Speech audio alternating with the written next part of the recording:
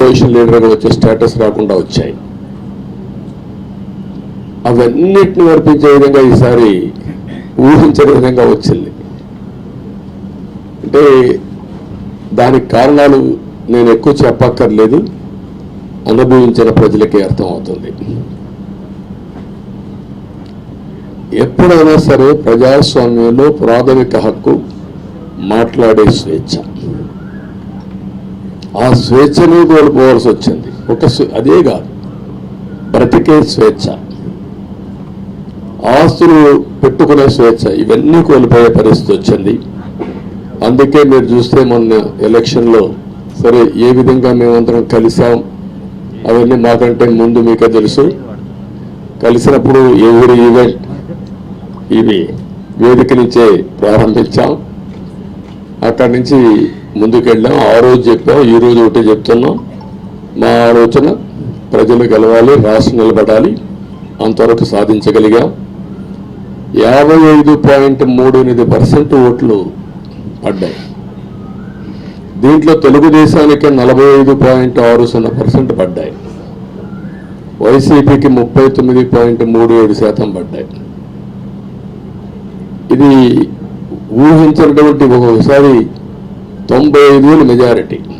ఒకప్పుడు నేను చార్మినార్ ఎగ్జాంపుల్ చెప్పేవాడిని. చార్మినార్ అంటే అక్కడ ఎంఐఎం కంచుకోట, అక్కడ ఎప్పుడు ఎక్కువ ఓట్లు వచ్చేటివి. ఆ తర్వాత కుప్పం, సిద్దిపేట పోటీ పడేటి రెండో స్థానానికి. అప్పుడు 70,000, 80,000, 50,000 ఆగిపోయేవాళ్ళం. ఈసారి 95,000, 94,000, మళ్ళా 92,000, 91,000. మంగళగిరి లాంటి కాన్స్టిట్యున్సీ 91,000 మెజారిటీ. ఏ విధంగా అభివర్ణించాలో నాకైతే అర్థం కాదనమాట. అంత ఇదెళ్ళిపోయినాయి. ఇవన్నీ చూసిన తర్వాత ప్రజలు ఇచ్చిన తీర్పు మీరు చూస్తే అహంకారం, నియంతృత్వం, విచ్చలవిడితనం, ఏదంటే అది చేస్తాననుకుంటే ప్రజలు క్షమించే పరిస్థితులు లేరు. అదే ఈరోజు నిరూపించే పరిస్థితికి వచ్చారు. ఒక మాటలో చెప్పాలంటే ఈసారి వీళ్ళు చేసింది గుణపాఠం పాలకులకు కాదు, అవినీతి అహంకారంతో ముందుకు ఎలాంటి ధ్వంసకారులకైనా ఇదే జరుగుతుందని నిరూపించారు ప్రజలు. దానికి మనస్ఫూర్తిగా అభినందిస్తున్నా. అదే సమయంలో 5 సంవత్సరాలు మా కార్యకర్తల పడిన ఇబ్బందులు, చాలామంది స్లీప్లెస్ నైట్స్, కంటి నిండా నిద్రపోని పరిస్థితి.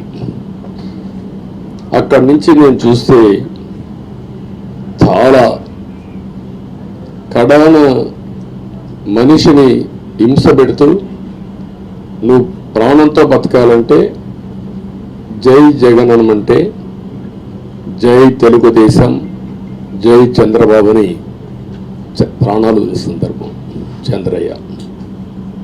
ఇది తలుచుకుంటే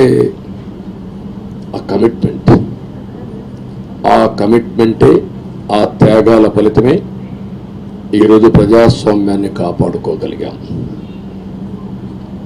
ఒక్క మా కార్యకర్తలకే కాదు, మీడియా 5 ఏళ్ళు మీరు పడిన ఇబ్బందులు, మీరు కోర్టుల చుట్టూరు తిరిగిన ఇది, మిమ్మల్ని సిబిసిఐడి ఆఫీసులో పెట్టి వేధించిన విధానం,